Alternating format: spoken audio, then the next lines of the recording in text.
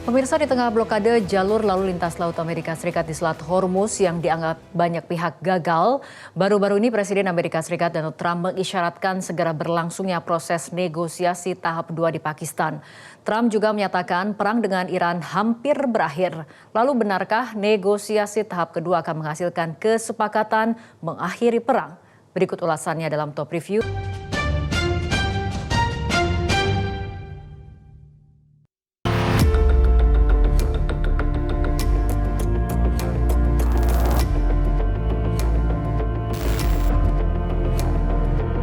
Selasa 14 April 2026, pada hari kedua blokade yang dilakukan Amerika Serikat, puluhan kapal tanker minyak dan kapal kargo tertahan di Selat Hormuz. Komando Pusat Amerika mengatakan operasi blokade tersebut bersifat selektif, hanya berlaku untuk kapal yang memasuki atau meninggalkan pelabuhan Iran. Presiden Amerika Serikat Donald Trump mengatakan blokade tersebut merupakan respons terhadap sistem pungutan yang dikenakan Iran bagi kapal yang melintas. Selain itu, Trump juga mengancam setiap kapal Angkatan Laut Iran yang mendekati blokade Amerika Serikat akan segera dilenyapkan. Sehari sebelumnya, tepatnya Senin 13 April 2026, blokade hari pertama Amerika Serikat di Selat Hormuz yang bertujuan untuk menekan Republik Islam Iran dinilai tidak berhasil. Pasalnya, dalam 24 jam pertama sejak operasi blokade AS di Selat Hormuz dimulai, setidaknya 7 kapal telah berhasil lolos, termasuk 4 kapal tanker yang terkait dengan Iran. Menurut data LSED dan Kepler, kapal Richteri menjadi kapal yang pertama berhasil melewati dan keluar dari Teluk.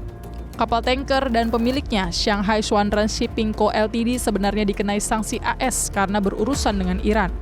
Kapal Richteri sendiri merupakan kapal tanker jarak menengah milik Cina yang mengangkut metanol. Kementerian Luar Negeri Cina pada Selasa 14 April 2026 mengecam blokade laut AS terhadap pelabuhan-pelabuhan Iran sebagai tindakan berbahaya dan tidak bertanggung jawab. Beijing memperingatkan bahwa langkah itu hanya akan memperburuk ketegangan di kawasan Timur Tengah. Namun dalam pernyataannya, Kementerian Luar Negeri Cina tidak menyinggung soal kapal Cina yang berhasil melewati Selat Hormuz. Kapal lainnya adalah kapal tanker jarak menengah Peace Gulf yang berbendera Panama, tujuan pelabuhan Hamriyah di Uni Emirat Arab atau UEA. Kapal itu menurut data Kepler biasanya mengangkut nafta Iran, bahan baku petrokimia ke pelabuhan Timur Tengah non-Iran lainnya untuk diekspor ke Asia. Selain kapal Richteri dan Peace Gulf, kapal lainnya ialah kapal tanker Murli Kisan yang berdasarkan data Kepler sedang berlayar menuju ke Irak untuk memuat bahan bakar minyak. Atas lolosnya 7 kapal ini, Guru Besar Hukum Internasional Fakultas Hukum Universitas Gadjah Mada Yogyakarta, Haribertus Djaka Triana menilai tujuan blokade AS di Selat Hormuz ini hanya untuk menekan negara-negara pengimpor minyak Iran, terutama Cina, agar mendesak Teheran untuk menerima syarat-syarat dari Washington untuk mengakhiri perang. Lalu yang kedua, sampai saat sekarang baik Amerika maupun Iran itu tidak mengumumkan secara pasti jelas di mana koordinat blokadenya kepada semua pengguna. Notifikasi di dalam NOTAM dan juga AirTags itu juga tidak ada kata-kata prohibited dan lain sebagainya. Lalu yang ketiga, bagaimana saat sekarang keberadaan kapal-kapal di selat yang quote-unquote diduga di blokade itu ternyata masih ada aktivitas di Selat Hormuz. Artinya apa? Masih ada aktivitas baik untuk kepentingan komersial maupun kepentingan militer. Kalau dalam blokade semua harus netral, tidak ada aktivitas di wilayah yang diblokade itu. Jadi kesempatan yang terjadi saat sekarang sebenarnya yang terjadi adalah tindakan permusuhan quote-unquote dalam konteks untuk saling menjaga, saling ngintip supaya kecurigaan-kecurigaan yang terjadi itu tidak memperparah ataupun memperuncing eskalasi konflik di antara dua negara.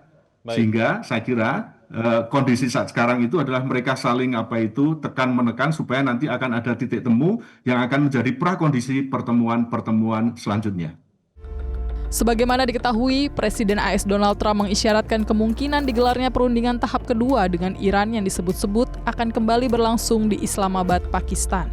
Dalam sesi wawancara virtual dengan jurnalis The New York Post yang berada di Islamabad pada Selasa waktu setempat, Trump mengungkapkan putaran kedua perundingan damai dengan Iran kemungkinan akan segera digelar di Pakistan dalam 2 hari ke depan.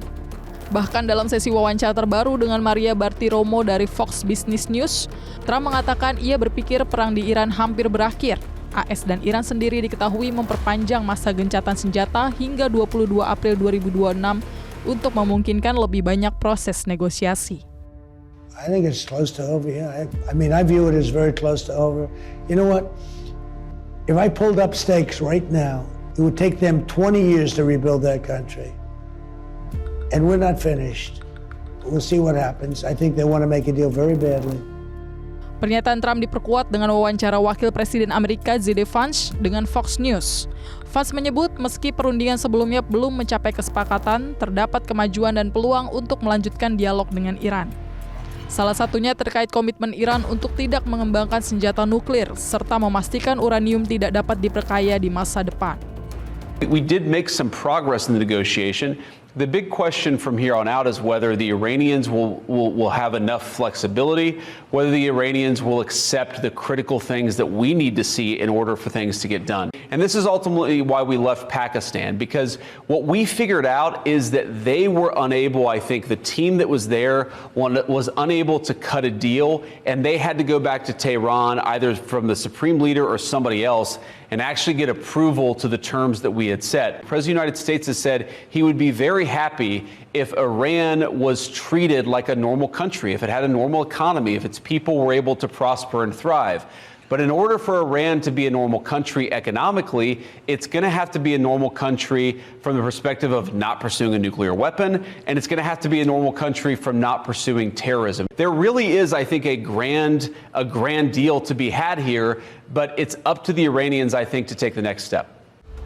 Lalu, apakah pernyataan terbaru dari Trump dan J.D. Vance ini mengindikasikan bahwa perundingan atau negosiasi tahap 2 antara AS dan Iran di Pakistan benar-benar menghasilkan kesepakatan sehingga perang segera berakhir?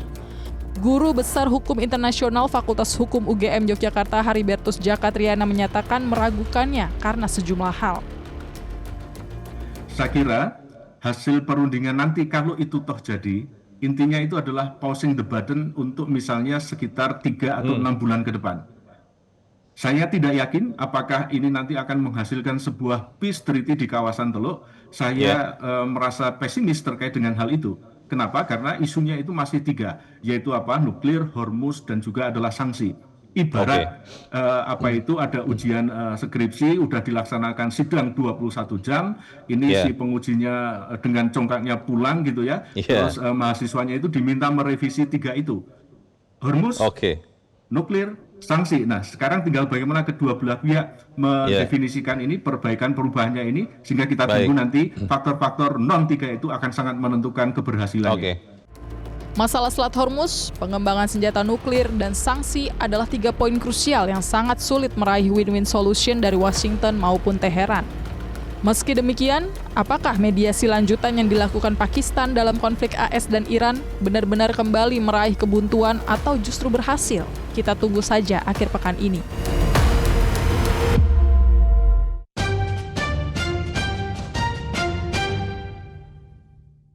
Jelajahi cara baru mendapatkan informasi. Download Metro TV Extend sekarang.